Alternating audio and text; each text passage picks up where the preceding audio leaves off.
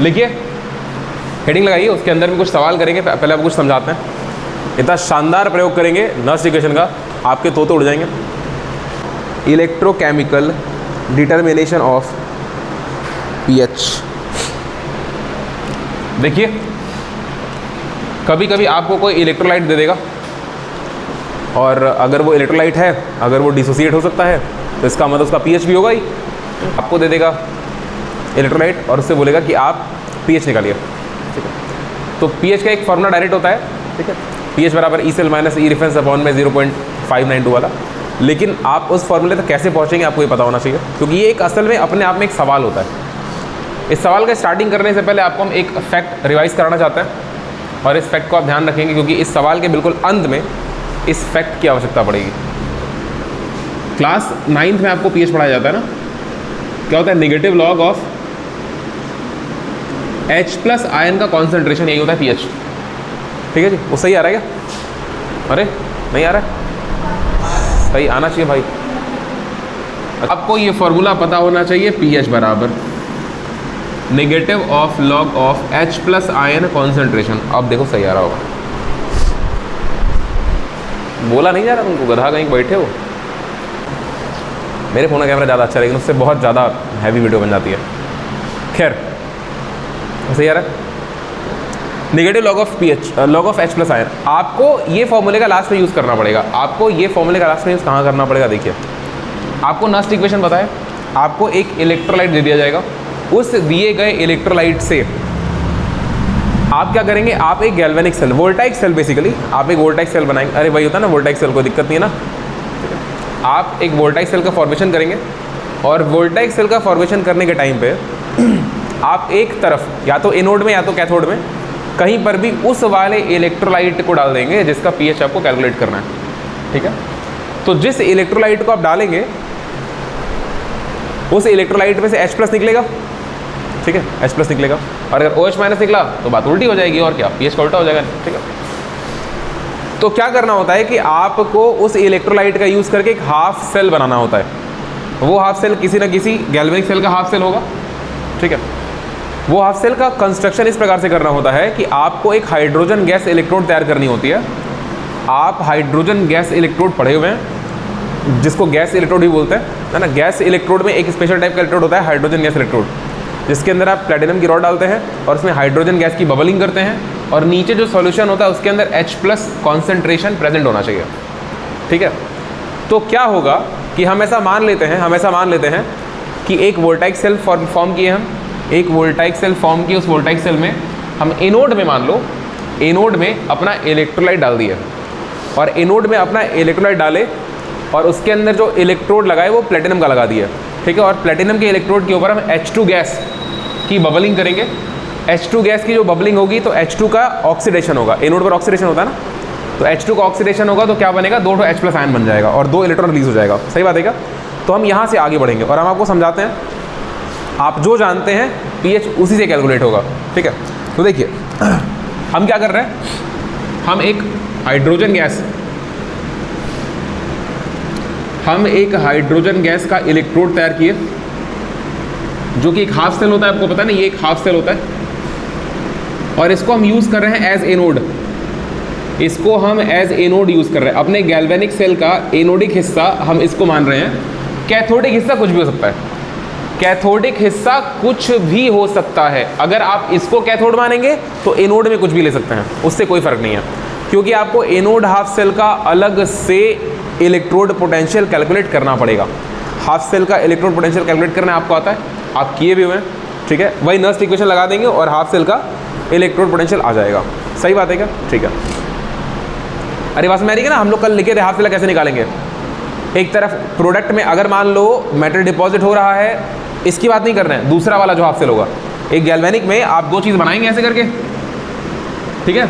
तो जो दूसरा वाला हाफ सेल होगा ना, मान लो ये वाला है, हम एनोड बना लिया हाइड्रोजन वाला, और जो दूसरा वाला हाफ सेल है इसमें हो सकता है कि मेटल डिपॉजिट हो रहा हो या फिर गैस रिलीज हो जा रही हो, मतलब कोई भी चीज़ अपने प्योर स्टेट में आ रहा हो।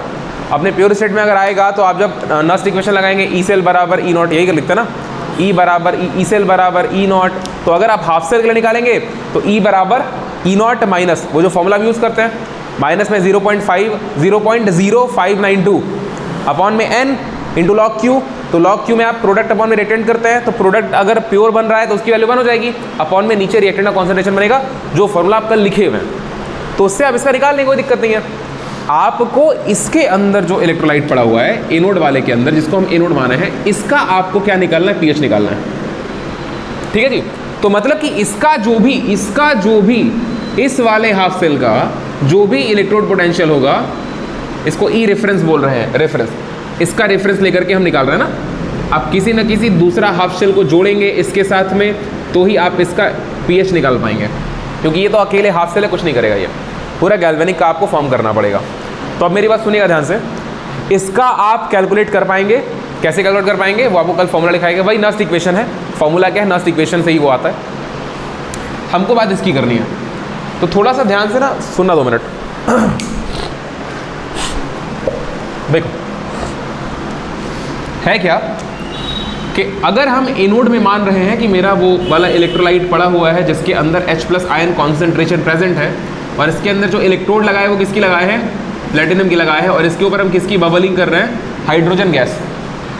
तो बेसिकली एनोड पर ऑक्सीडेशन होता है। तो एनोड का अगर आप रिएक्शन लिखेंगे ना, एनोड का अगर आप एनोड हाफ सेल रिएक्शन लिखेंगे AHCR, एनोड का हाफ सेल रिएक्शन लिखेंगे तो क्या बनेगा, वो H2 गैस, क्या करेगा 2H+ और 2 इलेक्ट्रॉन्स, बस में रहेगा। इलेक्ट्रोलाइट अपने से टूटेगा नहीं, एक्वस में लोगे तभी टूटेगा। ये बनेगा रिएक्शन एनोड हाफ सेल का। अब आप अगर इसका इलेक्ट्रोड पोटेंशियल कैलकुलेट करने के लिए इक्वेशन लिखना चाहते हो तो क्या लिखेंगे कि इलेक्ट्रोड पोटेंशियल बराबर E0 माइनस 0.0592 अपॉन में n इंटू लॉग कॉन्सेंट्रेशन, किसका लिखेंगे, किसका कॉन्सेंट्रेशन लिखा जाएगा, H+ का या H2 का, पहले किसका लिखेंगे, ऊपर किसका लिखेंगे, H+ का लिखेंगे, पावर में 2 जाएगा, और नीचे किसका लिखेंगे, H2 का लिखेंगे। ध्यान रखिएगा H2 गैस है और प्योर, मतलब प्योर फॉर्म है ना।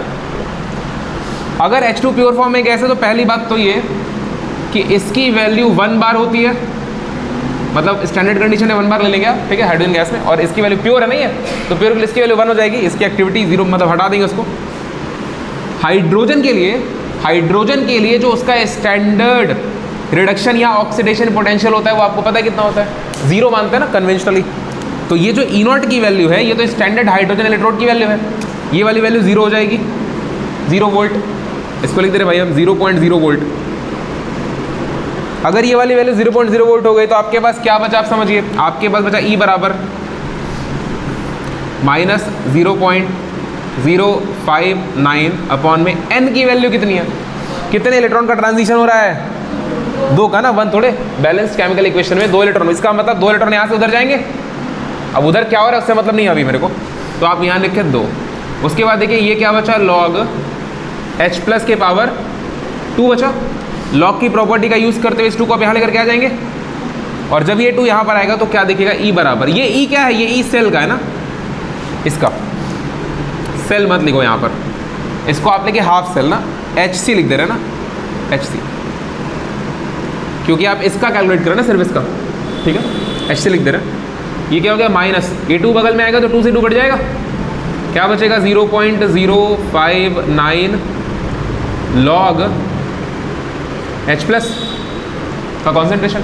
आगे देखिए, यहाँ से E हाफ सेल जो बनेगा वो क्या बनेगा, देखो इस माइनस को ना लॉग के साथ भेज दो तो बनेगा 0.0592, ये तो अलग था, और दूसरे ब्रैकेट में माइनस किसके साथ आएगा, लॉग के साथ में, है ना जी,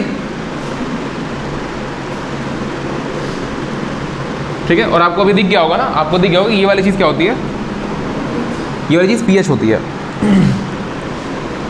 तो हाफ सेल का जो भी पोटेंशियल आया वो कितना आया, 0.0592 इंटू पीएच। अच्छा, आप जब इस पूरे सेल का इलेक्ट्रोड पोटेंशियल लिख रहे होते हैं, मतलब पूरे सेल का पोटेंशियल लिख रहे होते हैं, तो ई सेल क्या लिखते हैं आप, ई सेल की वैल्यू क्या लिखते हैं, एनोड पर हुआ ऑक्सीडेशन और प्लस कैथोड पर हुआ रिडक्शन।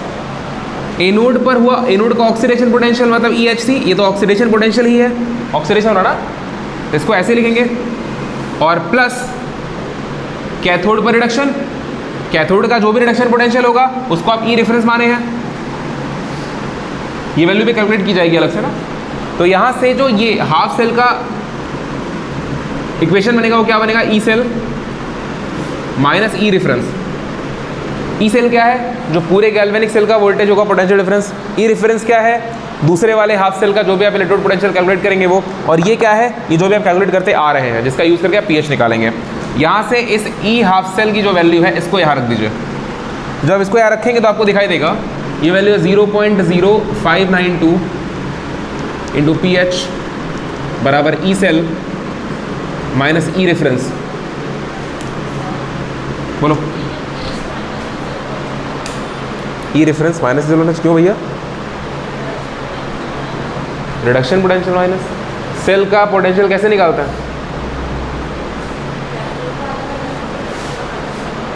यहाँ पर हम किसी का ऑक्सीडेशन पोटेंशियल भी तो रखे हैं। अगर ऑक्सीडेशन पोटेंशियल रखेंगे तो ऑक्सीडेशन पोटेंशियल पॉजिटिव किसका रखते हैं, एनोड वाले का, रख दिए। और कैथोड का रिडक्शन पोटेंशियल कैसा रखते हैं, रख दिए। कहाँ माइनस लगा हुआ है, अरे बेटी इसकी वैल्यू निकालने के लिए इसको इधर भेजे हैं, ई सेल माइनस ई रेफरेंस, ये यहाँ लिखा हुआ है, समझ गई। हाँ जी, तो यहाँ से आप पीएच की वैल्यू निकाल पाएंगे। तो यहाँ से जो पीएच का फॉर्मूला बनेगा वो फॉर्मूला कितना बनेगा, ई सेल माइनस रेफरेंस वाले हाफ सेल का इलेक्ट्रोड पोटेंशियल अपॉन में 0.0592, ये पीएच बनेगा आपका, ये आपका पीएच का फॉर्मूला बनेगा। ठीक है जी। तो आपको ये फॉर्मूला डायरेक्ट मतलब याद कर लीजिए, अच्छी बात है, लेकिन आपको ये एज अ क्वेश्चन सॉल्व करने आना चाहिए। ठीक है, ज़्यादा कुछ है नहीं भाई काम करना। अगर आप हर चीज़ का छोटा छोटा ध्यान रखते हैं ना तो आपका काम हो जाएगा। दो बातें स्टार्टिंग में ध्यान रखनी थी। पहला क्या कि हाइड्रोजन का स्टैंडर्ड इलेक्ट्रोड पोटेंशियल जिसको E0 बोलते हैं वो वैल्यू 0 वोल्ट हो जाएगी, तो ये वाला टर्म यहाँ से खत्म ही हो गया। दूसरा आप क्या ध्यान रखना है कि लॉग में ऊपर कॉन्सेंट्रेशन आएगा, नीचे में H2 गैस का कॉन्सेंट्रेशन आएगा जो कि 1 हो जाएगा। ऊपर H+ होना चाहिए तभी तो ये बाद में जाके log H+ बनेगा। ठीक है, और ये जो माइनस है ये माइनस आना चाहिए क्योंकि निगेटिव log H+ बनाना है। नीचे 2 ध्यान रखिएगा, n की वैल्यू 2 क्योंकि ये वाला 2 आएगा तो इसी कटेगा। ठीक है, छोटी छोटी बात ध्यान रखें तो आपका इक्वेशन बन जाएगा, यहाँ तक आप पहुँच जाएंगे। फिर उसके बाद तो बस पीएच की वैल्यू लिखनी होगी आपको, है ना। तो पहले कुछ बातें लिखेंगे उसके बाद इसको सॉल्व करेंगे। इस पर सवाल भी आते हैं, आपको हम सवाल कराएंगे अभी। लिखिए, the pH of a solution, heading लगाए हो ना, the pH of a solution, the pH of a solution can be determined very accurately, can be determined very accurately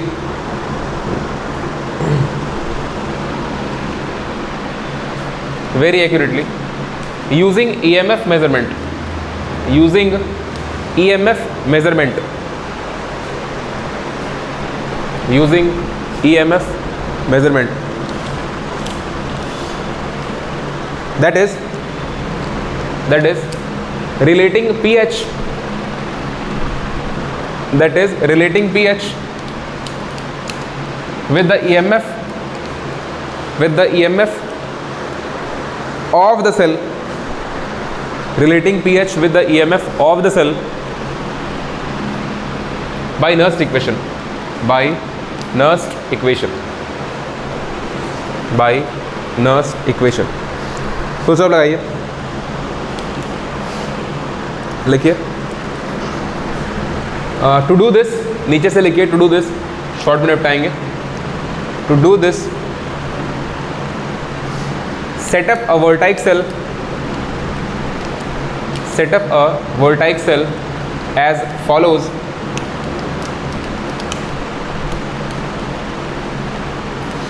as follows के बाद डैश लगा के नीचे से लिखिए, लिखिए use the given electrolyte, use the given electrolyte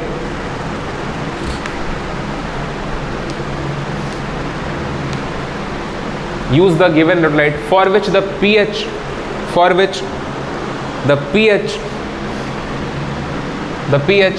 is to be calculated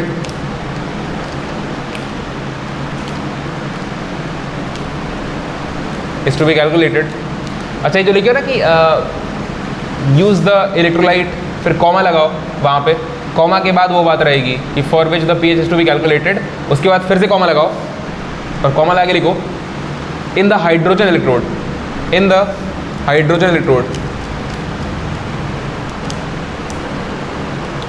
हो गया, फुल स्टॉप लगाइए और नीचे से लिखिए consider a galvanic cell, consider a galvanic cell,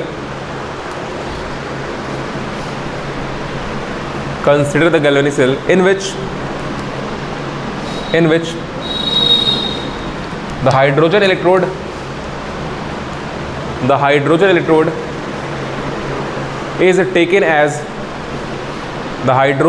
is taken as anode half cell,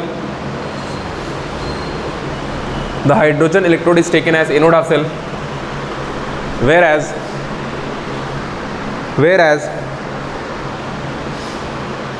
another reference electrode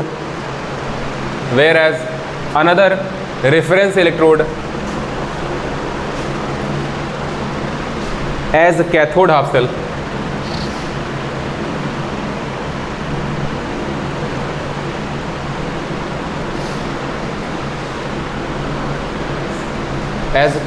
cell. हो गया।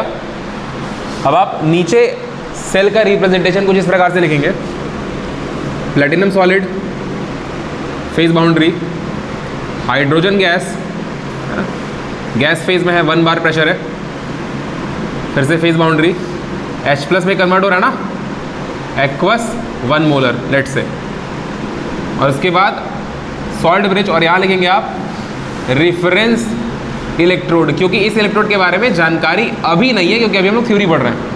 सवाल में जानकारी दी रहेगी तो आपको निकालना पड़ेगा। आप समझिए, सवाल में आपको ये पूरा काम इस वाले के लिए करना पड़ेगा, क्योंकि इसका तो कैलकुलेट करना पड़ेगा ना आपको पहले, और सेल का पोटेंशियल दिया रहेगा सवाल में, इसका कैलकुलेट करेंगे, सेल का पोटेंशियल दिया रहेगा, फिर डायरेक्ट ये फॉर्मूला यूज़ कर सकते हैं आप।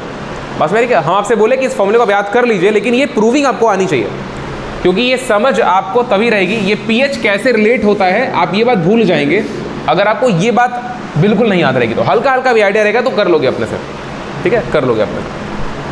ये लिखिए, ये रिप्रेजेंटेशन लिख लीजिए।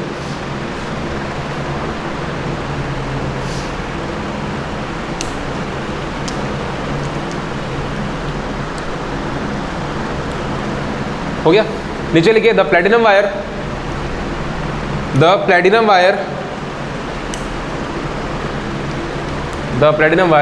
in contact with H2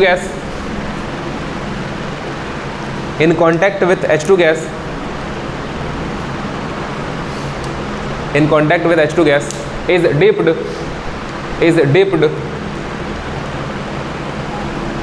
dipped in the solution of unknown pH, हो गया।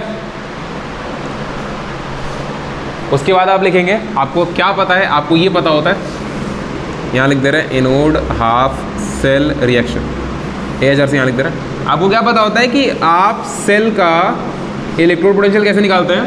आप एनोड का पोटेंशियल जो भी उसको ऐड कर दे कैथोड वाले में ना, प्लस माइनस अपने से आता है ना। अगर आप सवाल सॉल्व करेंगे तो प्लस माइनस अपने से आएगा, तो फिर यहाँ तो टेंशन लेना है नहीं, ठीक है। तो एनोड का एनोड, और अगर आपको दिक्कत आ भी रही है तो आप यहाँ पे OP और RP लिख दे, कोई दिक्कत नहीं है, ठीक है। तो आप लिखिए we know that E cell बराबर EA प्लस EA। अगर आप ये लिख रहे हैं फॉर्मूला तो आपको कॉन्सेप्ट पता होना चाहिए कि EA और EC का मतलब क्या होता है।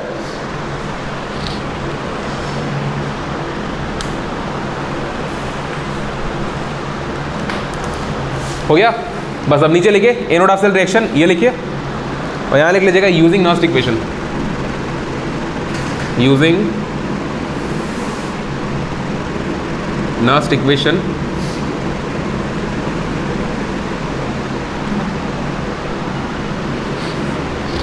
लिख डालिए जल्दी से, जल्दी लिखिए, फिर आगे सवाल में बढ़ते हैं ना।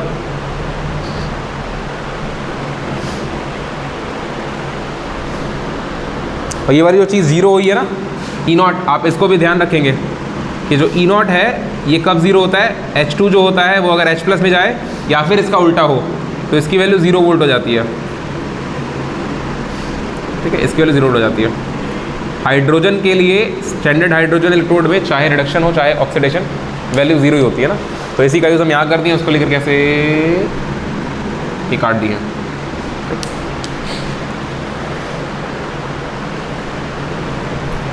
एक एक छोटी से छोटी चीज़ का ध्यान रखना, और अगर सवाल लिख रहे हो तो एक एक छोटी छोटी चीज़ का आप हाईलाइट करेंगे अपने सॉल्यूशन में, ताकि जब आप रिवाइज करें तो आपको किसी भी प्रकार का कन्फ्यूज़न नहीं होना चाहिए।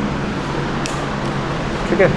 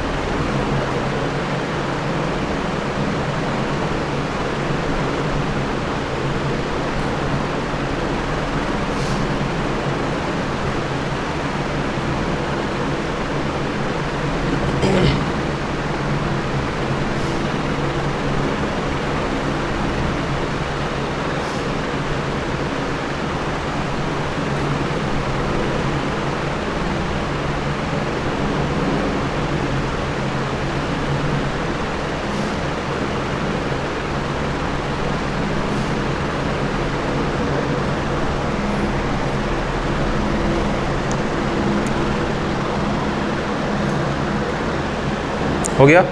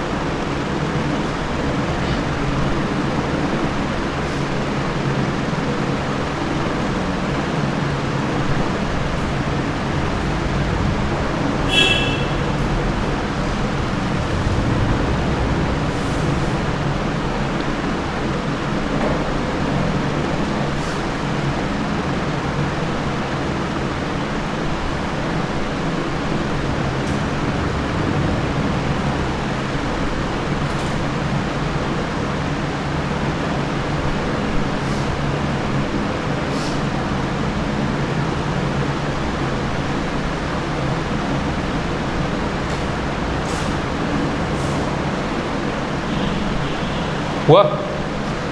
चलिए सवाल लिखिए। सवाल लिखिए, सवाल आपको घर पे करना है। लिखिए, the following cell has a potential of the following cell has a potential of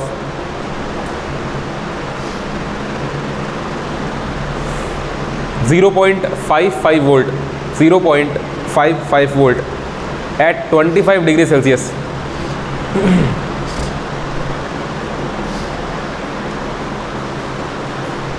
हो गया? चलिए सेल रिप्रेजेंटेशन है, लिखिए प्लेटिनम सॉलिड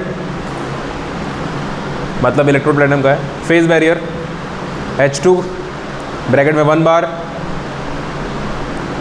फिर फेज बैरियर, फिर लिखिए H प्लस ब्रैकेट में लिखिए एक्वस, और उसकी मोलैरिटी नहीं पता है तो क्वेश्चन मार्क लगा के M लिख दीजिए। ब्रैकेट में आपको लिखना है एक्वस, फिर कॉमा लगा के क्वेश्चन मार्क M, मोलैरिटी नहीं पता आपको, ठीक है। ब्रैकेट बंद करिए, फिर आप लगाइए सॉल्ट ब्रिज के बाद लिखिए Cl माइनस ब्रैकेट में 1 मोलर, फिर फेज बाउंड्री, फिर लिखिए H2Cl2 नहीं,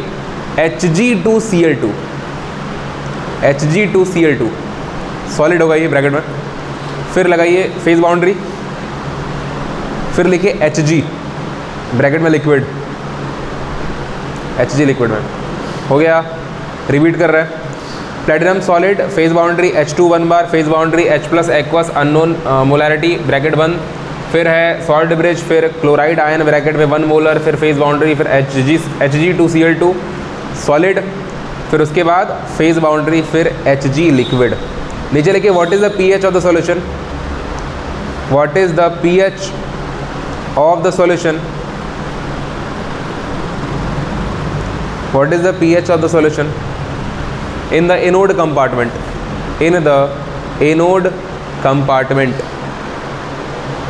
देखिए एनोड में ही pH पूछेगा क्योंकि वहीं पर हाइड्रोजन के साथ गेम हो रहा है, सामने दिखाई दे रहा है आपको। अच्छा, Hg2Cl2 क्या होता है, किसी को याद है क्या होता है? अच्छा, क्या होता है वो? उसी को कैलोमल कहा जाता है। ये पूछ रहे थे हम, इसका नाम नहीं पूछ रहे थे, मुझे क्या होता है, नाम पूछना हो तो सीधे नाम पूछ दिया था ना, ठीक है जी। अरे भैया मत खिलो यार। हाँ जी चलिए, अब देखिए नर्स्ट इक्वेशन का एक यूज तो आप ये देख लिए pH निकालने के लिए। अगर कोई रिएक्शन है जो कि रिवर्सिबल हो रहा है, अगर कोई रिएक्शन रिवर्सिबल हो रहा है तो आप उसमें इक्विलिब्रियम कांस्टेंट निकालने के लिए भी नर्स्ट इक्वेशन का प्रयोग कर सकते हैं। अगर कोई रिएक्शन है जो रिवर्सिबल है, आप उसमें इक्विलिब्रियम कांस्टेंट निकालने के लिए भी नर्स्ट इक्वेशन का प्रयोग कर सकते हैं। अगला सवाल हम लोग जो वेरिएबल पॉइंट ऑफ व्यू से होगा, मतलब न्यूमेरिकल नहीं वेरिएबल, वो इसी का करेंगे, ठीक है। तो अगली हेडिंग लगाइए, ये सवाल आप घर पे कर लीजिएगा। इसका आंसर बता दें हम, इसका pH आ रहा है 4.6 acidic medium, pH obviously H plus जा रहा है तो एसिडिक मीडियम बनेगा, आप समझ रहे हैं। 4.6 हो गया, हेडिंग लगाइए इक्विलिब्रियम कांस्टेंट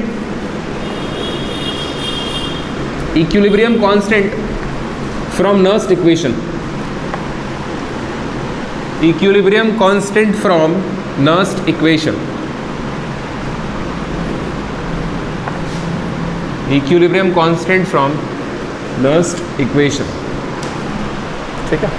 ये बहुत ही ज़्यादा इंपॉर्टेंट टॉपिक है और ये जो रिलेशन आएगा वो रिलेशन भी बहुत ज़्यादा इंपॉर्टेंट आएगा, ठीक है। और फिर उसके बाद हम लोग डैनियल सेल के लिए इसकी वैल्यू भी चेक करेंगे, डैनियल सेल के लिए इसकी वैल्यू भी चेक करेंगे, ठीक है। एक आध लाइन लिख लीजिए फिर आगे बढ़ते हैं, क्योंकि फिर हम सॉल्व करेंगे, फिर आप कर लीजिए उसको। लिखिए for a general electrochemical reaction, for a general electrochemical reaction of the type, for a general electrochemical reaction of the type, देखिए मान लीजिए यहाँ पर कोई रिएक्शन लिखा हुआ है A mole A plus B mole B, n number of electron का ट्रांसफर हुआ और ये रिएक्शन रिवर्सिबल है, C मोल C प्लस D मोल D, इस प्रकार से ये रिएक्शन प्रोसीड कर रहा है या फिर हो रहा है। इसके लिए अगर आप नर्स्ट इक्वेशन लिखेंगे तो नर्स्ट इक्वेशन जो बनेगा इसके लिए वो कुछ ऐसा बनेगा, ई सेल बराबर ई नॉट सेल, ठीक। अभी हम ये नहीं मान रहे हैं कि रिएक्शन इक्विलिब्रियम पे है, रिएक्शन अगर इक्विलिब्रियम पे होगा तो एक वैल्यू ज़ीरो हो जाएगी, है ना, एक वैल्यू ज़ीरो हो जाएगी। बढ़ते हैं आगे, माइनस देखिए, माइनस के बाद 0.0592 divided by n into log, यहाँ पे पूरा फुल फॉर्म लिखेंगे, c के पावर c, d के पावर d, अपॉन में a के पावर a और b के पावर b। ये बात सही है? ऐसे लिखेंगे ना इक्वेशन बस मेरे क्या, तो लिखिए इसको लिख लीजिए।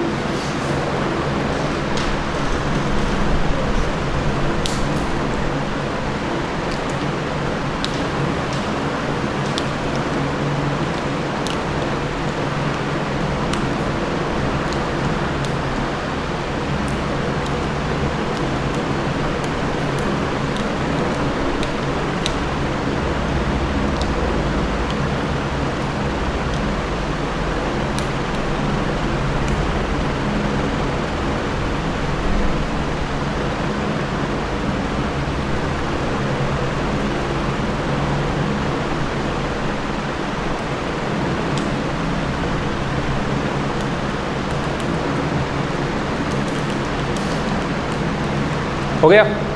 ठीक है। अब मेरी बात ध्यान समझिएगा, अगर हम इसी चीज़ को डैनियल सेल के लिए लिखें, for Daniell cell, Daniell cell के लिए रिएक्शन क्या बनता है? देखिए पहली बात तो डैनियल का रिएक्शन यहाँ क्या लिखते हैं? हाँ जी, डैनियल सेल में जिंक और कॉपर इंट्रोड्यूस किया जाता है। डैनियल सेल का आपको सेल रिएक्शन याद है क्या होता है? तो ठीक है, हम लिख रहे हैं, बताइएगा हमको। हाँ बोलिए। Zn सॉलिड, आगे प्लस Zn प्लस, यही में सॉलिड भी, यही में जेड Cu प्लस प्लस है ना जी, ये एक्वस, ठीक है। आगे Zn प्लस प्लस एक्वस और Cu सॉलिड। कितने इलेक्ट्रॉन का ट्रांसफर हुआ है? 2 इलेक्ट्रॉन का। अब थोड़ा सा मेरी एक बात सुनिएगा, देखो क्या होता है कि अगर ऐसा सीन है तो इसमें क्या होता है कि जो करंट है वो कैथोड से एनोड की तरफ फ्लो करती है, जो करंट है वो कैथोड से किधर जाती है? एनोड की तरफ जाती है। करंट कैथोड से एनोड की तरफ जाती है, पहली बात। दूसरी बात, जिंक का जो मतलब ये एनोड बनाए होते हैं आप, वो एनोड धीरे धीरे डिप्लीट हो रहा होता है। एनोड साइड में जिंक आयन का कॉन्सेंट्रेशन बढ़ रहा होता है और कैथोड साइड में कॉपर आयन का कॉन्सेंट्रेशन डिक्रीज कर रहा होता है। एनोड साइड में Zn++ का कॉन्सेंट्रेशन बढ़ रहा होता है टाइम के साथ में, और कैथोड साइड में Cu++ का कॉन्सेंट्रेशन घट रहा होता है। तो इस बात को बस हम ऐसे ही लिख दे रहे हैं कि विथ टाइम जो Zn++ का कॉन्सेंट्रेशन है एनोड में वो क्या होगा? बढ़ रहा होगा, और कैथोड में Cu++ का कॉन्सेंट्रेशन घट रहा होगा, क्योंकि Cu डिपॉजिट हो रहा होता है। और करंट कहाँ से कहाँ फ्लो करती है? Current moves from anode to cathode, ये डायरेक्शन होता है करंट का। अगर करंट एनोड से कैथोड की तरफ जा रही है तो, अरे सॉरी यार, हाँ इलेक्ट्रॉन, हाँ सॉरी, अगर इलेक्ट्रॉन एनोड से कैथोड की तरफ जा रहा है तो समझो करंट उसी की वजह से फ्लो कर रही है। जैसे जैसे एनोड में जिंक प्लस का कॉन्सेंट्रेशन बढ़ेगा तो फिर क्या होगा कि इस पे पॉजिटिव पोटेंशियल बढ़ेगा, एनोड का पॉजिटिव पोटेंशियल बढ़ेगा और कैथोड का पॉजिटिव पोटेंशियल घटेगा।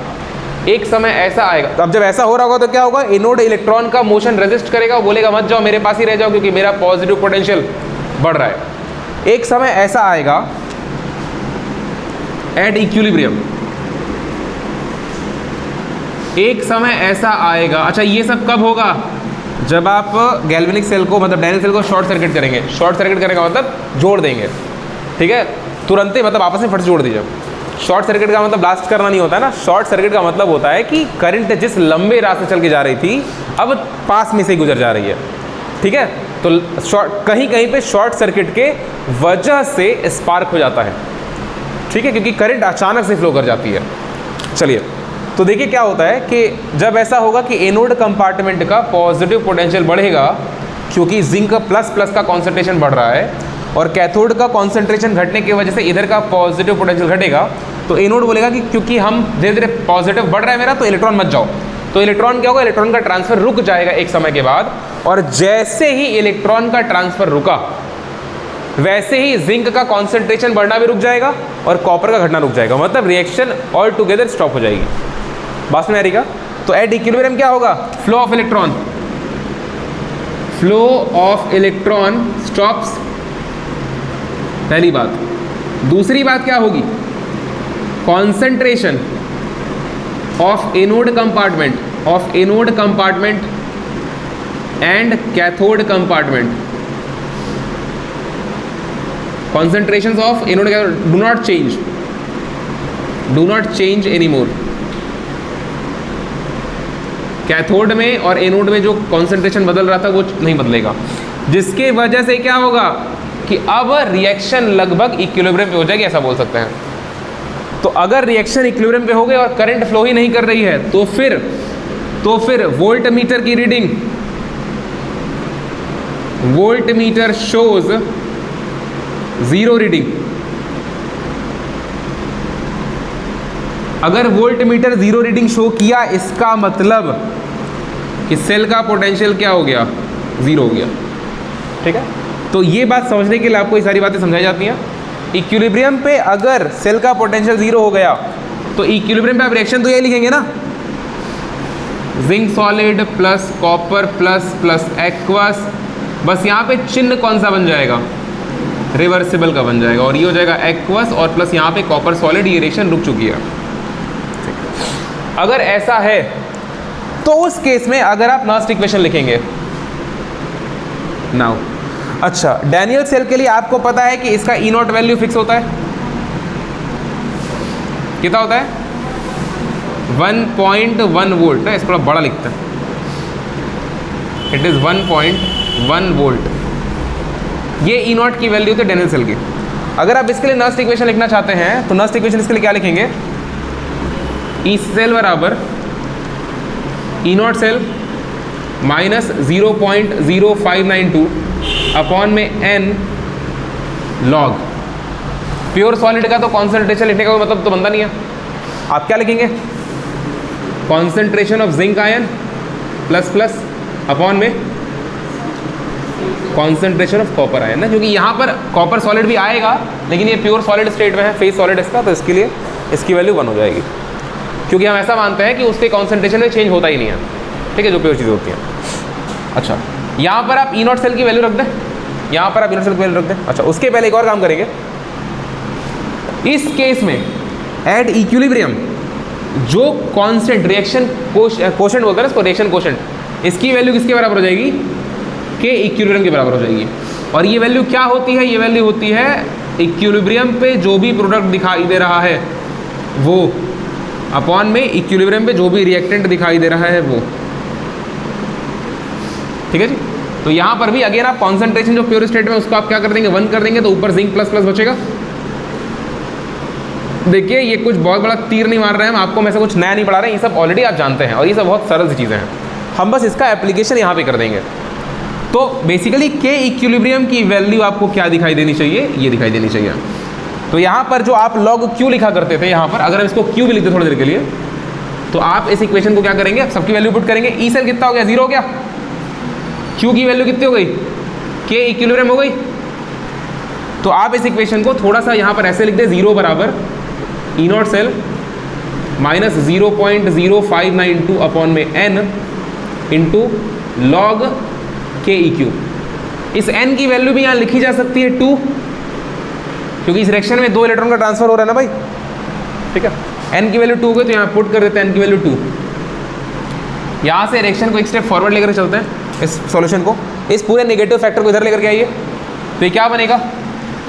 0.0592 डिवाइडेड बाई 2, अभी 2 से डिवाइड मत कर देना, अभी रहने दो, इंटू लॉग के इक्विलिब्रियम बराबर इधर क्या बचेगा? 1.1। क्या दोनों डायमेंशनली करेक्ट है? क्या ये इक्वेशन डायमेंशनली करेक्ट है? क्या दोनों तरफ का डायमेंशन बराबर है? बराबर है तो उधर 1.1 वोल्ट है कि नहीं है? इधर साइड में 1.1 वोल्ट है। और हम आपको कल बताए थे कि ये वाली वैल्यू क्या होती है? ये भी वोल्ट में ही होती है, क्योंकि आपसे हम लॉग क्यू का डायमेंशन भी पूछे थे कल, आप बोले थे कुछ नहीं होता है। ठीक है, तो यहाँ से 2 का मल्टीप्लाई उधर हो जाएगा लॉग के इक्विलिब्रियम की वैल्यू क्या आ रही है, देखो 1.1 इंटू 2, ये 2 क्या है, वो वाला नंबर ऑफ इलेक्ट्रॉन वाला है, और डिवाइडेड बाई 0.0592, बस। इसका कोई यूनिट होना चाहिए? अरे नहीं होना चाहिए ना, ये तो कांस्टेंट है, क्योंकि 1.1 ऊपर में वोल्ट था और ये नीचे का वोल्ट था, कट गया वोल्ट वोल्ट। ठीक है जी, इसको आप शायद सॉल्व कर लें। तो पहले तो इतना लिखिए बड़े प्यार से। ये भी एक प्रकार से एक सवाल है।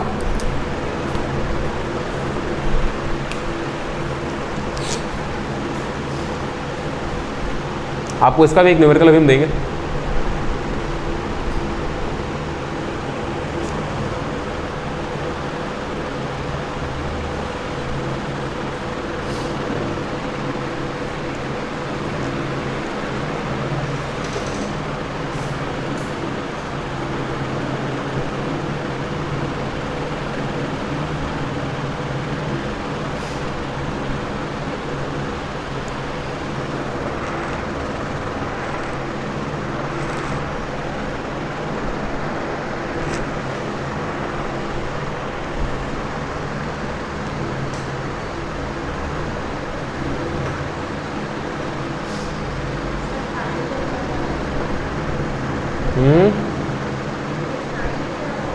हाँ, विथ टाइम, समय के साथ धीरे धीरे।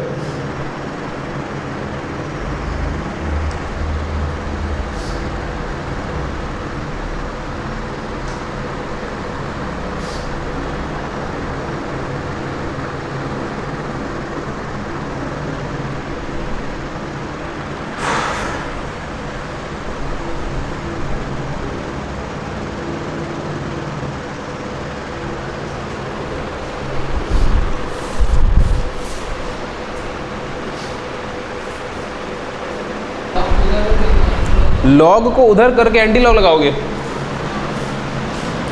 सही बात है, बिल्कुल हंस के, सही बात है ना। इसके अलावा और कोई ऑप्शन नहीं। लॉग को सॉल्व करने के लिए आपको एंटी लॉग लेना पड़ेगा। जैसे इनवर्स को सॉल्व करने के लिए आपको ट्रिग्नोमेट्री का साइन लेना पड़ता है, वैसे साइन को सॉल्व करने के लिए इनवर्स लेना पड़ता है ना। तो बेसिकली आपको सॉल्व नहीं करना है। अगर आपकी इच्छा हो और आप चाहे तो आप एक डैनियल सेल के लिए जो के इक्विलिब्रियम की वैल्यू होती है ना, वो आप याद, मतलब इट इज़ नॉट इंपॉर्टेंट, फिर से बोल रहे हैं, ठीक है। इसकी वैल्यू थे 2 × 10⁻37, ठीक है। और ये स्पेसिफिकली होता है एट 298 केल्विन, ठीक है। ये लिख लो, बस लिख लो ना, मेरे लिए आप सिर्फ लिख लें। अप्रोक्सीमेट वैल्यू आएगी, नॉट एग्जैक्ट आएगी, क्योंकि बहुत सारे डेसिमल के फैक्टर्स हैं यहाँ पर, ठीक है।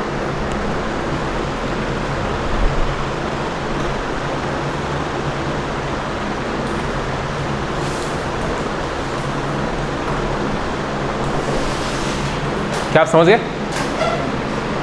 तो ये एक वेरी अच्छा, अगर मान लो कि लाइक कोई और रिएक्शन है, कोई और रिवर्सिबल रिएक्शन है, मान लीजिए आप डैनियल सेल नहीं लिए, मान लीजिए कोई भी जनरल सेल ले लिए ना, थोड़ा समझिएगा इस बात को। For any general cell, any general galvanic cell, any general galvanic cell, अगर किसी भी जनरल गैल्वेनिक सेल के लिए अगर आपको लिखना हो ये फॉर्मूला, तो देखिए किसी भी गैल्वेनिक सेल के लिए अगर इक्विलिब्रियम कांस्टेंट की चर्चा अगर आप करेंगे, अगर आप इक्विलिब्रियम कांस्टेंट की चर्चा करेंगे तो इक्विलिब्रियम पे उस सेल का जो सेल पोटेंशियल है वो क्या हो जाएगा, हर बार 0 हो जाएगा। बात समझ आ रही है? हर बार 0 हो जाएगा।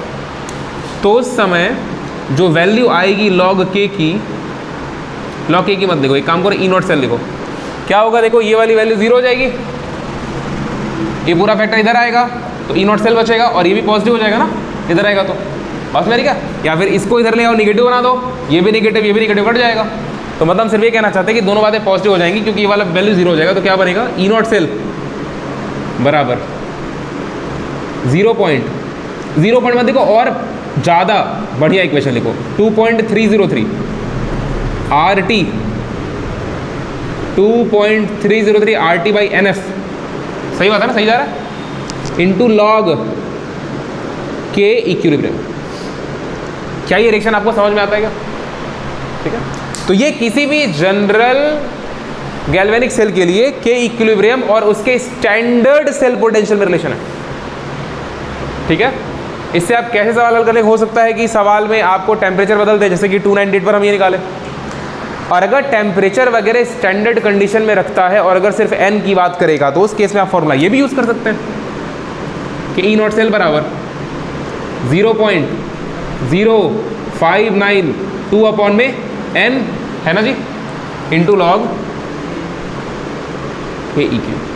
अगर रिएक्शन को स्टैंडर्ड थर्मोडायनेमिक स्टेट्स, मतलब कि एक बार प्रेशर या फिर 298 केल्विन टेम्परेचर और फेराडे कांस्टेंट की वैल्यू तो आपको पता ही है ना, 96,500, तो या तो ये यूज़ कर ले या तो आप ये यूज़ कर ले। ठीक है जी, ऊपरा वाला लिख लो, दोनों ही लिख लो, कॉपी भरनी क्या टेंशन है, दोनों में से कोई भी दिमाग घुस जाएगा तो अच्छा लग जाएगा आपको। ठीक है, ध्यान रखना पॉजिटिव वैल्यू आएगी।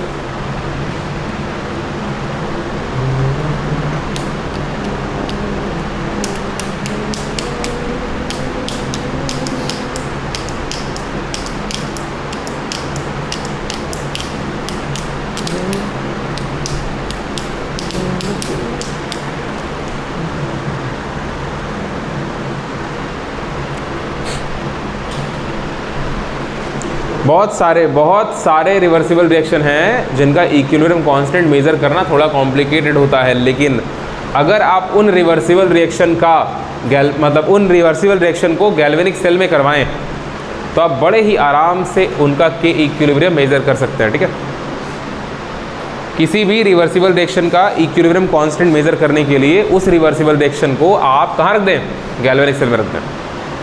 ठीक है, स्टैंडर्ड स्टेट लेकर के आप ई नॉट निकाल लें और फिर फॉर्मूला यूज़ करके आप के इक्विलिब्रियम निकाल लें।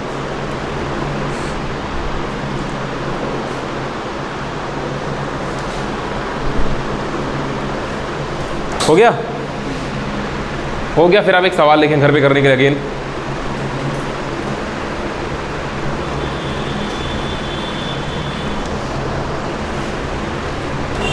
लिखिए सवाल। The standard EMF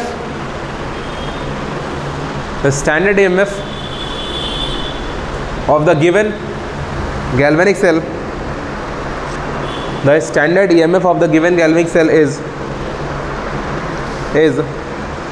0.46 volt. जितने भी डेटा आपको हम लिखवाते हैं ना, वो सारे के सारे डेटा जो होते हैं ना, वो असल में एक्यूरेट होते हैं। ठीक है, कॉपर और सिल्वर का जब आप इलेक्ट्रोड बनाएंगे गैल्वेनिक सेल ना, तो उसका जो आपको स्टैंडर्ड ईएमएफ मिलेगा वो ऐसा ही मिलेगा, 0.46 है, इज 0.46 वोल्ट, इज 0.46 वोल्ट है ना। सेल का रिप्रेजेंटेशन लिखिए नीचे, copper solid, phase boundary copper 2 plus aqueous, copper solid phase boundary copper 2 plus aqueous, salt bridge Ag plus aqueous, phase boundary Ag solid. बहुत ही सरल सा एक सेल है आपके सामने, फुल स्टॉप लगाए, नीचे लिखिए calculate the equilibrium constant,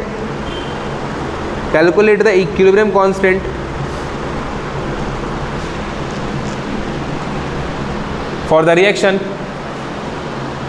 calculate the equilibrium constant for the reaction in the above galvanic cell, ध्यान रखिएगा शायद आपको रिएक्शन बैलेंस करना पड़े। ठीक है, क्योंकि वैलेंसी आप समझदार है ना, आप समझदार हैं। हो गया?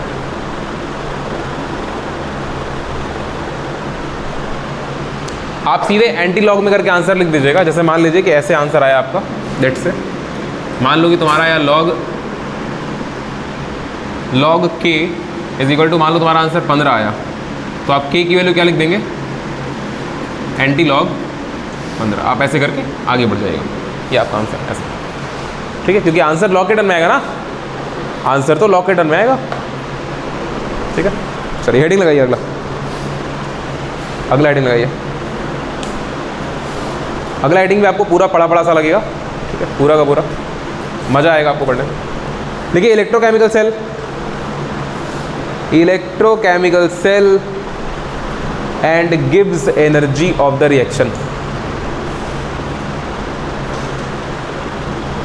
इलेक्ट्रोकेमिकल सेल आपको हम जो बात बहुत पहले क्लियर कर चुके हैं, आप वैसी ही बात यहाँ पढ़ेंगे। बहुत पहले का मतलब इस चैप्टर की स्टार्टिंग में जब गैल्वेनिक स्टार्ट हुआ था, याद है एक दिन चला था डेल्टा जी बराबर delta H minus delta S, electrochemical cell and गिव्स एनर्जी ऑफ द रिएक्शन, ये हेडिंग है, गिव्स एनर्जी ऑफ द रिएक्शन।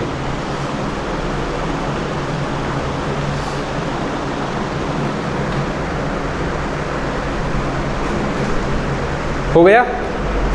आपसे मेरा एक छोटा सवाल, MCQ CUT का सवाल है। सवाल ये है, गिब्स एनर्जी डिक्रीज करेगी तो रिएक्शन स्पॉन्टेनियस होगा या गिब्स एनर्जी इंक्रीज करेगी तो रिएक्शन स्पॉन्टेनियस होगा?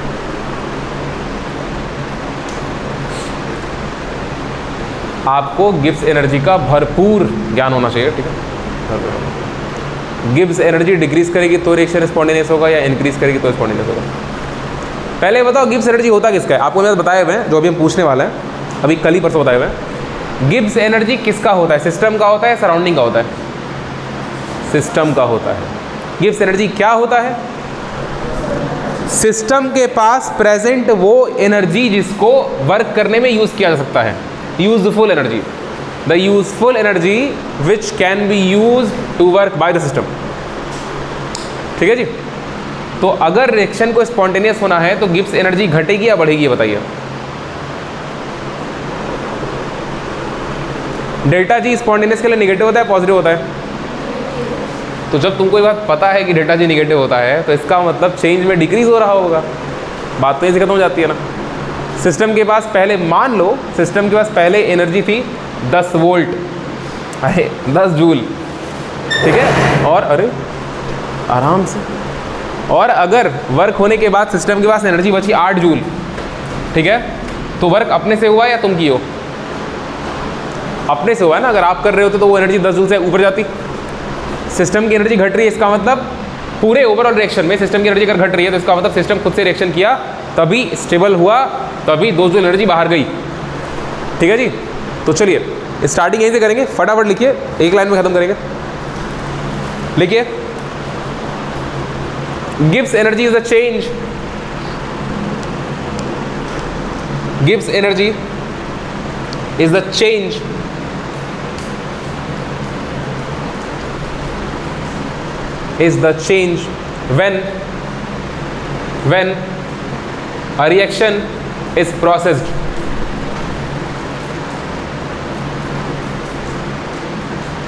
when a reaction is processed in terms of energy, in terms of energy।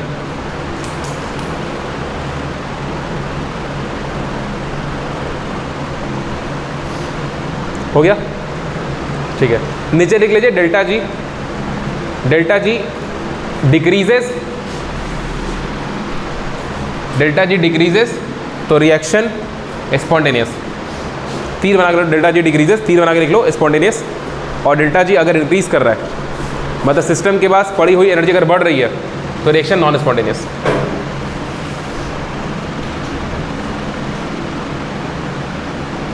हो गया? अब इस टॉपिक का कोर बात रखना स्टार्ट करिए, जो वर्क से रिलेट करेगा। लिखिए, in a galvanic cell, in a galvanic cell,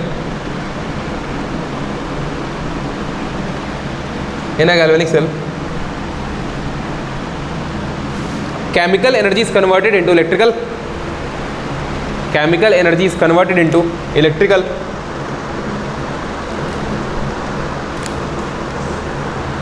हो गया?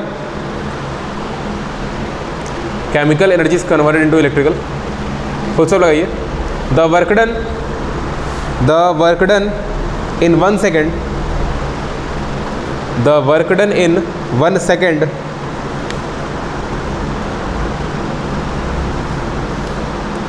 is the product of EMF, is the product of EMF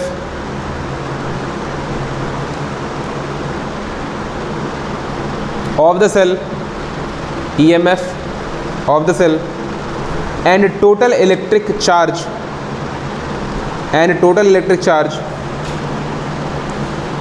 passing through the cell, total electric charge passing through the cell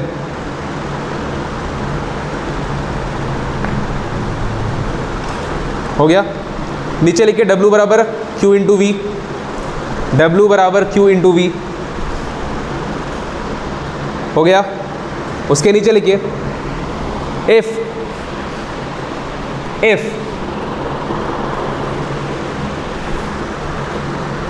the number of moles of electrons, if the number of moles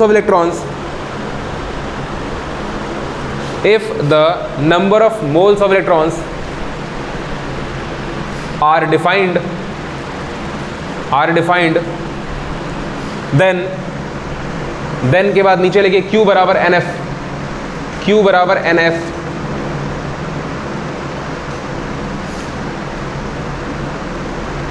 then Q बराबर NF हो गया। आप जितना ज़्यादा system से work करवाएंगे, मतलब galvanic cell जितना ज़्यादा इलेक्ट्रिकल वर्क करेगा उतना ही ज़्यादा वो आपको एनर्जी देगा।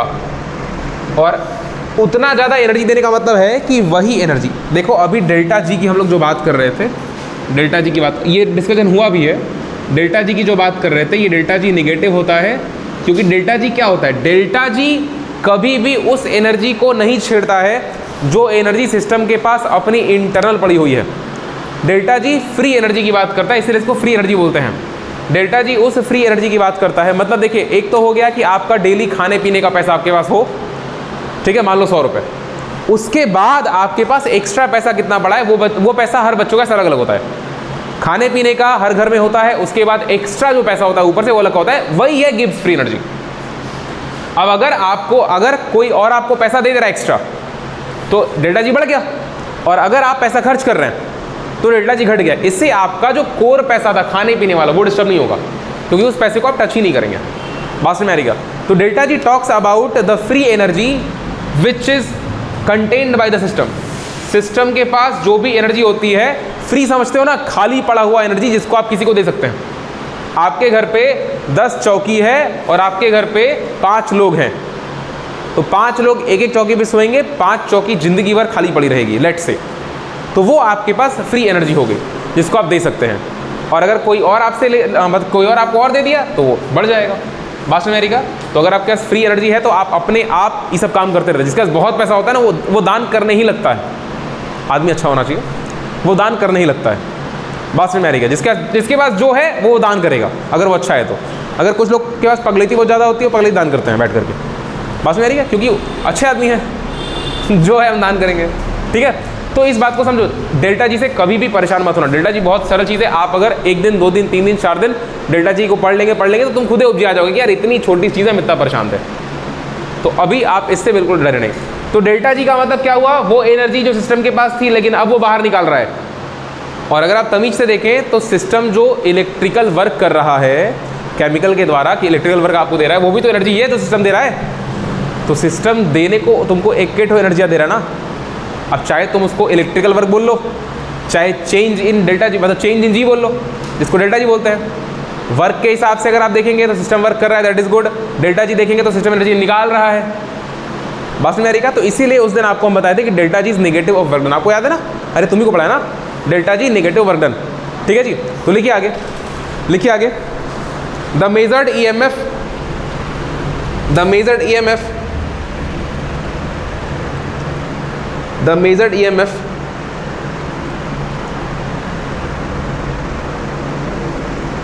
by a potentiometer, by a potentiometer। अभी आपको पढ़ना है पोटेंशियोमीटर में और वोल्टमीटर में डिफरेंस, ठीक है, आप पढ़ेंगे। Potentiometer POTENTIOMETER, by the potentiometer is the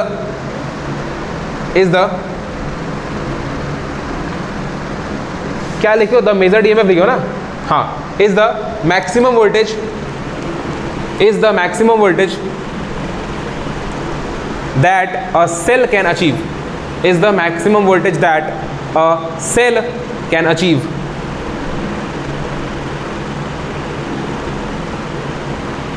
Which is used to calculate, which is used to calculate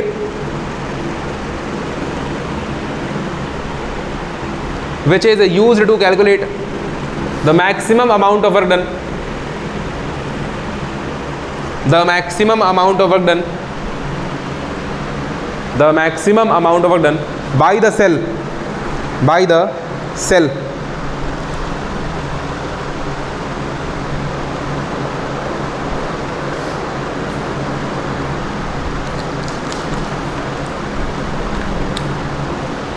हो गया क्या?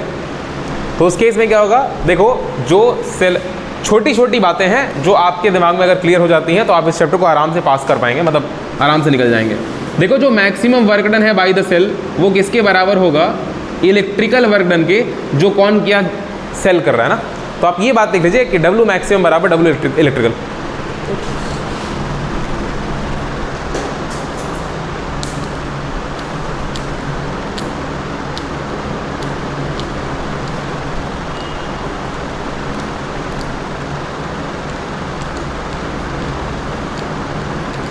हो गया। दैट इज नीचे लिखिए W इलेक्ट्रिकल बराबर, नीचे लिखिए W इलेक्ट्रिकल बराबर माइनस एन। देखो हम इसको माइनस, मेरे को ये माइनस NEF याद है और बहुत सारे लोग हैं जो इसको माइनस NFE याद करते हैं। तो आपको जो ठीक लगे वो याद कर लीजिए। बस ध्यान रखना है कि जो E है वो सेल का E होगा और N क्या है, नंबर ऑफ ट्रांसफर्ड इलेक्ट्रॉन्स, और F क्या है, फैराडे कांस्टेंट। ठीक है, लिख लीजिए इस बात। W इलेक्ट्रिकल बराबर माइनस NEF। वो E जो है वो सेल का पोटेंशियल। बेसिकली ये फार्मूला क्या है आप समझिए, ये फार्मूला W बराबर Q इंटू V ही है। ये फार्मूला W बराबर Q इंटू V है, समझो कैसे Q इंटू V है, समझ लो ना। ये जो V है ये क्या है, सेल का EMF। V और E कई चीज़ होती है ना, इस चैप्टर में हम लोग पोटेंशियल डिफरेंस को EMF बोल रहे हैं। ठीक है, और ये Q क्या होता है, NF, जब मोल में दिया होता है, बात वही है। ठीक है, लिख लिए, नीचे लिखो हियर, नीचे लिखो here negative sign indicates, here negative sign indicates, negative sign indicates the work is done by the system, the work is done by the system. आपको प्रेशर वॉल्यूम वर्क डन याद आएगा, आप क्लास 11 थर्मोडायनेमिक्स में पढ़े हुए हैं। Pressure volume work done, PV work done जिसको बोलते हैं, है ना। W बराबर इंटीग्रल PdV, जो कि नेगेटिव होता है। बात में आ रही क्या, अगर सिस्टम का वॉल्यूम बढ़ रहा है, प्रेशर तो कांस्टेंट है, अगर कांस्टेंट प्रेशर पे ही काम हो रहा है, अगर सिस्टम का वॉल्यूम बढ़ रहा है, अगर सिस्टम का वॉल्यूम बढ़ रहा है तो वर्क कौन कर रहा है, सिस्टम स्वयं वर्क कर रहा है। अगेन फिर आप जब भी हम थर्मोडायनेमिक्स बोलते हैं, आपसे बोलते हैं कि आप अपने मन में वो पिस्टन एक ख्याल में लेकर के हैं, इसी तरह गैस भरी है।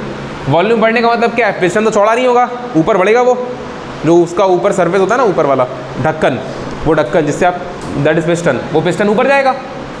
टरबाइन, अच्छा दवाएं, टरबाइन भाई, हाँ वो जो पिस्टन है वो पिस्टन ऊपर जाएगा, अपने आप ऊपर जाएगा ना, अपने आप, मतलब गैस एक्सपैंड कर रही है। गैस एक्सपैंड करने का मतलब gas is the system, system is doing the work, so the work done will be negative minus P delta V। सही बात है ना सर।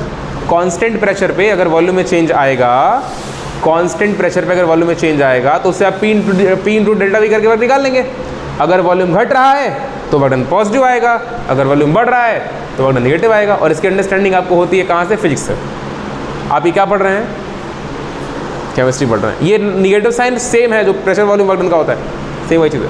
ठीक है, चलिए तो नीचे आइए, नीचे लिखिए, नीचे लिखिए since delta G is equal to, since delta G is equal to, delta G is equal to W max, delta G is equal to W max, we have delta G is equal to minus NEF, we have delta G is equal to minus NEF।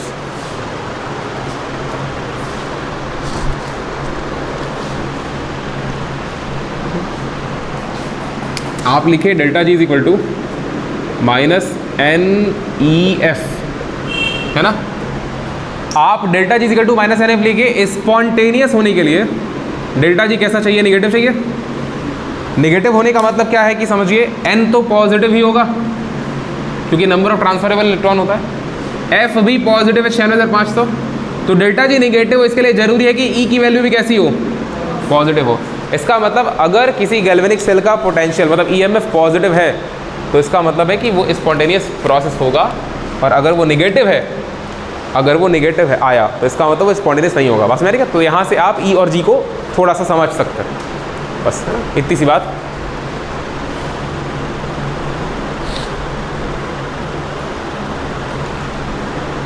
चलिए almost time हो गया, एक सवाल लिखिए,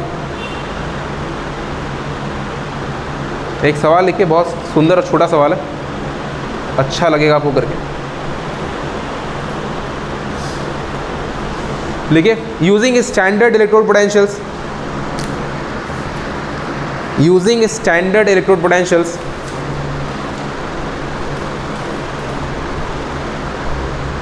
calculate, using standard electrode potentials calculate standard Gibbs energy,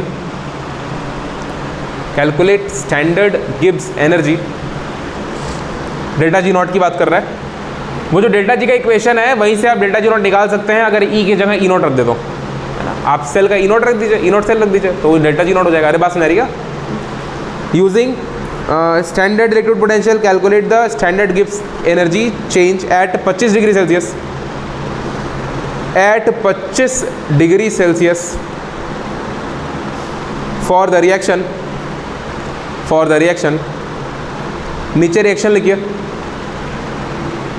reaction लिखिए zinc solid plus zinc solid plus 2Ag plus aqueous, reversibility का चिन्ह बनाइए और उधर लिखिए जिंक 2 प्लस एक्वस और प्लस 2Ag सॉलिड हो गया। आपको दो डेटा सवाल में दिया है जिसको आप एनसीईआरटी से भी देख सकते हैं। लिखिए, जिंक का ऑक्सीडेशन पोटेंशियल दिया हुआ है E naught zinc slash zinc 2 plus, E naught zinc slash zinc 2 plus, ये बोल रहे हैं हम E naught Zn slash Zn 2 plus, ये है 0.76। आप इसको याद भी कर सकते हैं ना, ये डेटा आप याद कर लें, कोई दिक्कत नहीं है, आपको हल्का सा आइडिया रहेगा बस, ठीक है। और सिल्वर का दिया हुआ है रिडक्शन पोटेंशियल, सिल्वर का दिया है reduction potential E not Ag plus से Ag, ये दिया हुआ है 0.80 वोल्ट। क्या ये रिडक्शन पोटेंशियल, सिल्वर एक मेटल है कि नहीं है? सिल्वर एक मेटल है, सिल्वर का रिडक्शन पोटेंशियल पॉजिटिव दिया है, क्या ये सत्य बात है? क्या ये सत्य वचन है? ये बिल्कुल सत्य वचन है क्योंकि सिल्वर हाइड्रोजन के नीचे आता है, उसका रिडक्शन पोटेंशियल पॉजिटिव होगा और इसका ऑक्सीडेशन पोटेंशियल पॉजिटिव होगा क्योंकि हाइड्रोजन के ऊपर आता है, ठीक है। लगा सवाल लगा?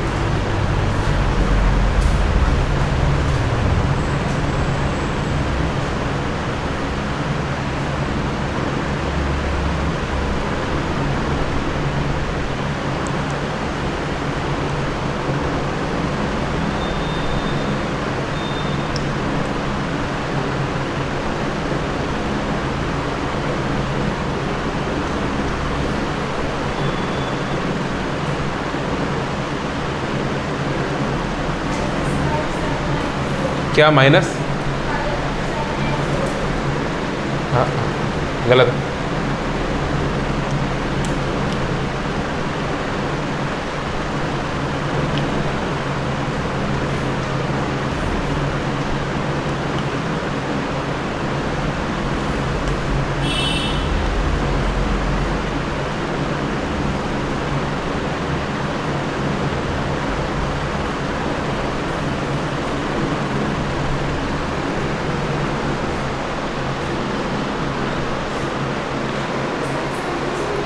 सेवन 720 ज़्यादा आ रहा है यार। 7720 7720 720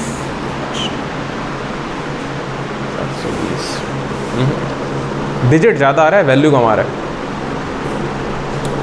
डिजिट ज़्यादा है, वैल्यू कम है।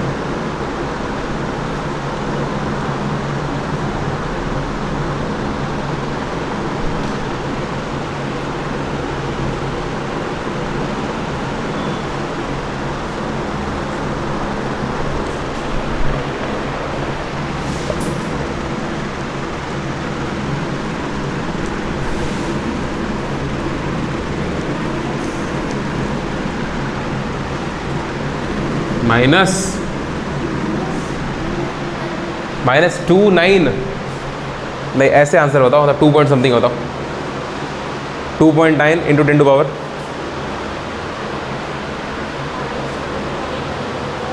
2.04 कम है बेटा, वो 9 बोली इसलिए हम उसको मान ले रहे हैं। 10 टू पावर 3 मतलब -2.9। अच्छा यूनिट क्या लगाई हो?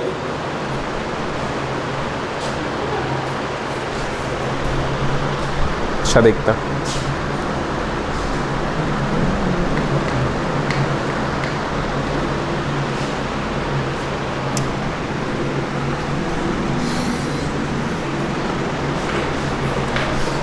कितना। अच्छा देख लेते हैं, क्या पता कुछ सवाल है, वही आ रहा हो। हाँ जी देखिए, आते इधर। देखो जिंक का ई नॉट दिया हुआ है, ये जिंक का है ऑक्सीडेशन पोटेंशियल, और आपको पता है कि जिंक जो है वो अगर उसका गैल्वेनिक बनाएंगे तो वो ऑक्सीडाइज ही होगा सिल्वर के साथ में, ठीक है, ऑक्सीडाइज ही होगा। और जो सिल्वर है, क्या हो गया भाई, जो सिल्वर है वो Ag प्लस से Ag में ही जाएगा, ये रिड्यूस ही होगा, ठीक है, अच्छी बात है। अगर आप ज़ीरो है, अगर आप ई नॉट सेल निकालना चाहते हैं, रिएक्शन बैलेंस करने के लिए आप 2 से मल्टीप्लाई करते हैं, अच्छी बात है कि जो रिएक्शन लिखा हुआ है उसमें 2 इलेक्ट्रॉन का ही ट्रांसफ़र हो रहा है, तो दिक्कत की कोई बात नहीं है। अगर आप ई नॉट सेल निकालना चाहते हैं तो ई नॉट सेल निकालने के लिए आपको क्या करना पड़ेगा, आपको दोनों ई नोट को ऐड कर देना है चुपचाप, क्योंकि ए नोड पर ऑक्सीडेशन होता है उसको ओपी दिया हुआ है,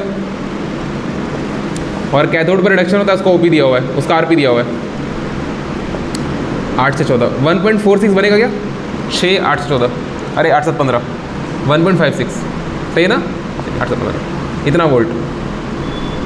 अगर आपका ये डेटा सही है फिर तो आगे बढ़ जाइएगा, अगर ये गलत है तो पहले इसको सही करिएगा।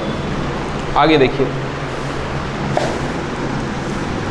अगर ये वाली वैल्यू आ गई फिर सवाल कुछ नहीं बचा सवाल में।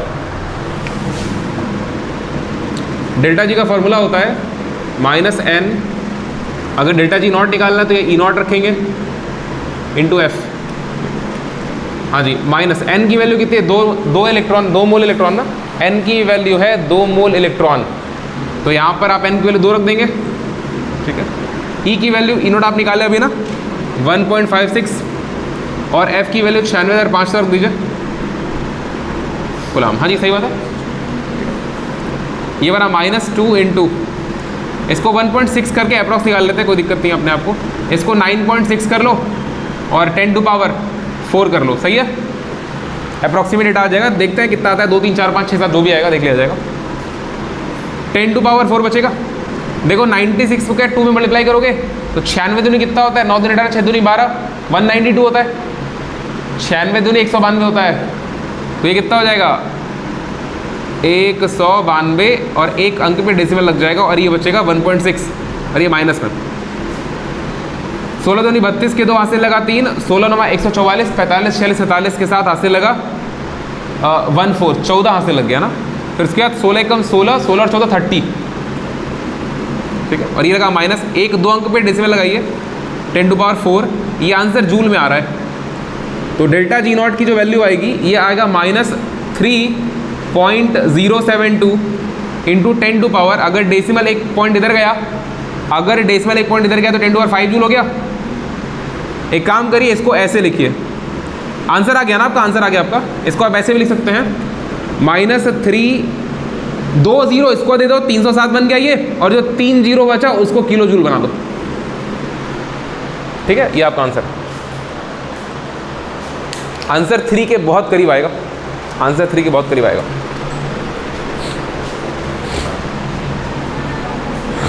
क्या बेटा?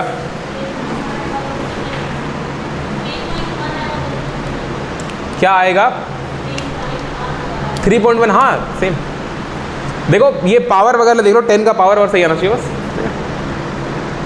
3 पॉइंट करके है तो 10 का पावर 5 रहेगा।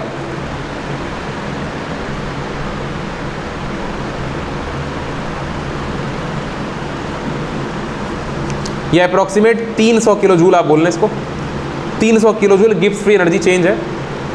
कब? जब आप जिंक का बना रहे होते हैं एनोड और सिल्वर का बना रहे हैं कैथोड।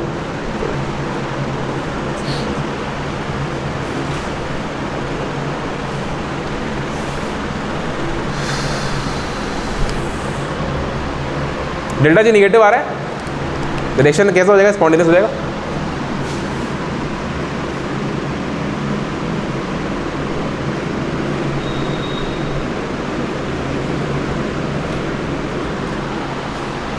अगर ये हो गया तो आप एक घर के लिए सवाल लिखिए,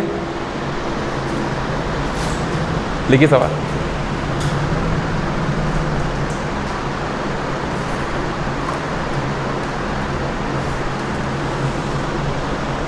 देखिए, for the reaction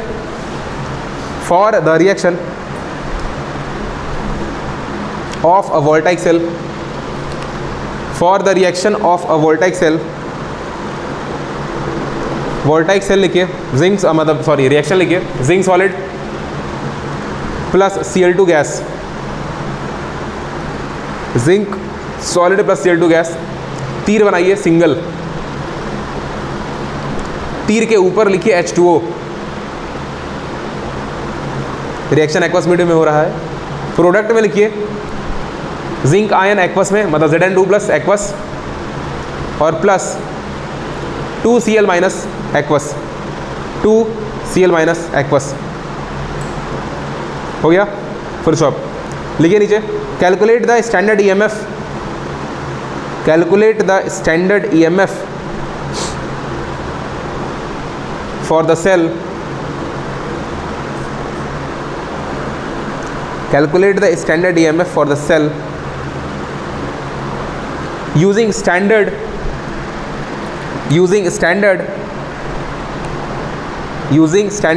free energies, using standard free energies of formation,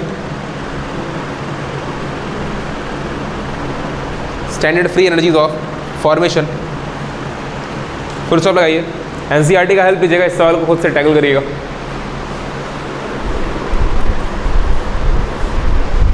थोड़ा खोजबीन करिएगा इस सवाल में।